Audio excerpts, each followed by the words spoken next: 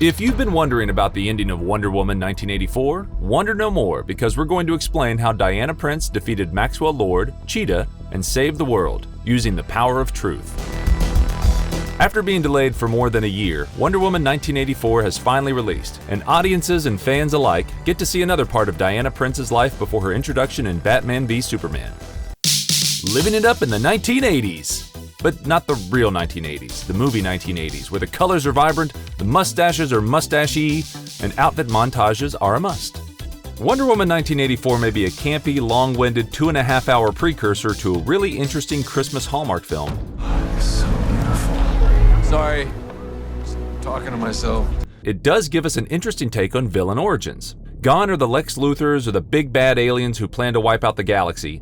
Max Lord and Barbara Minerva are flawed characters that wish life could be better for them, and with the help of the Dreamstone, what they wish for will ultimately be their undoing, but not in your typical comic book hero showdown, but through hope and truth. It's what makes Wonder Woman so special as a superhero, and it's all on display in the ending. Now, to understand the Dreamstone and the ending of the film, let's go back to the beginning, where we see a young Diana competing in an Olympic Games style event in Themyscira. The young Diana, of course, is exceptional, but a loss of focus results in her losing her horse and missing a stage of the race. Wanting nothing more than to win, she cheats to catch up and is disqualified. But the main quote I want to focus on is before competition, Antiope tells Diana, "Greatness is not what you think."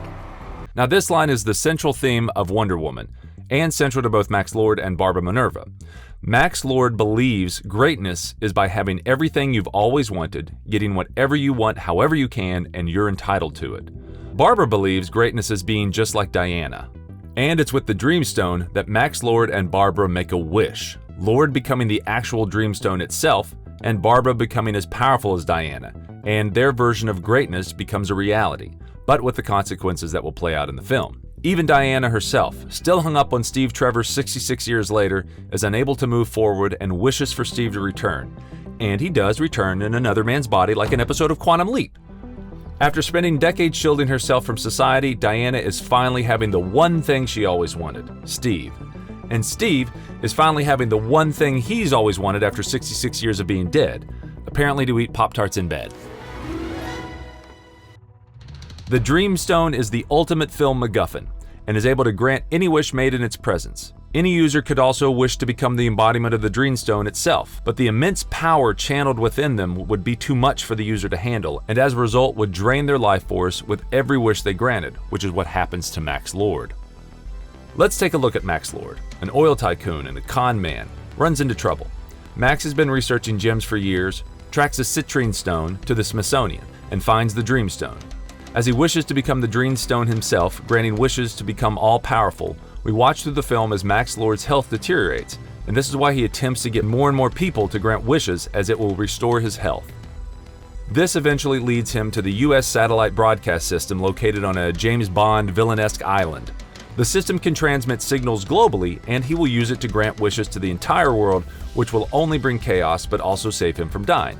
Max Lord uses it to have people make their wishes from wherever they're standing. He then grants them their wishes all at once, effectively bringing down society. All in all, Maxwell Lord's plans work perfectly, but like everything else, his wish to become the Dreamstone comes with its fair share of consequences, particularly losing his son. Now, let's go back to Barbara.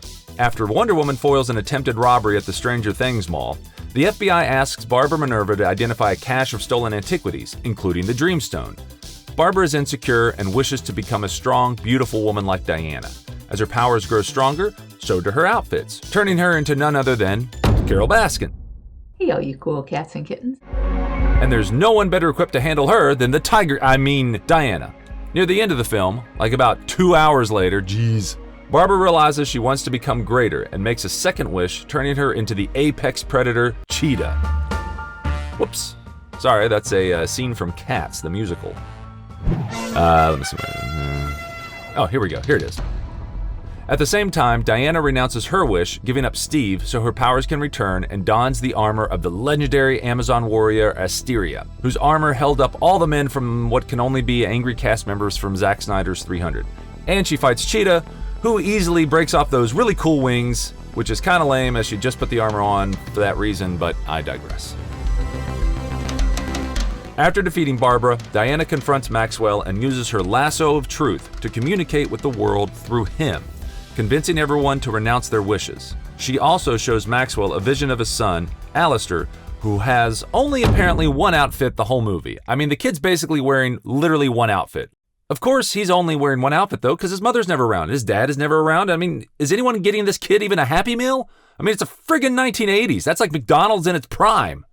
Anyway, Alistair is wandering the streets as chaos ensues. Once Maxwell renounces his wish, he returns home to reunite with his son. Now, it's safe to assume that the world comes back together, but we are left wondering a few things. Did everyone renounce their wishes? Obviously not.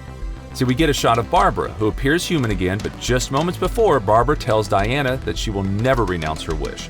So it's safe to assume we're going to see Cheetah again.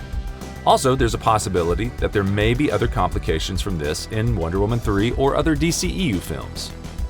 Wonder Woman 1984 ends similarly to the first movie. It sees Diana standing amidst a celebratory crowd, in this case people enjoying a holiday celebration, before taking off into the sky dressed in her armor.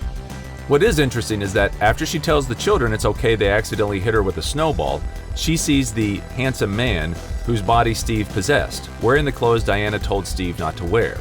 Now this is where I'm going to assume Wonder Woman 3 will be a Hallmark Christmas movie. I mean, it's already set up right here. This is the precursor. Here's the pitch. Diana Prince owns a bakery. Wonderful Bakery, where she and Linda Carter work together. She'll meet the handsome man again, who's been sent from Wayne Enterprises to take over the bakery. And through a series of romantic mishaps, they will fall in and out in love, stop Bruce Wayne from taking over the bakery, and that eventually ties into Batman v Superman. I mean, that sounds like a fun Wonder Woman 3, right? Look, if I was running Warner Brothers, the Dreamstone would be the DCEU's answer to the Tesseract and the Infinity Stones, as the Dreamstone was one of the 12 stones crafted by the character Dream and the Endless. See, DCEU films would then connect together using the 12 stones. Hey, it's better than what they got going on.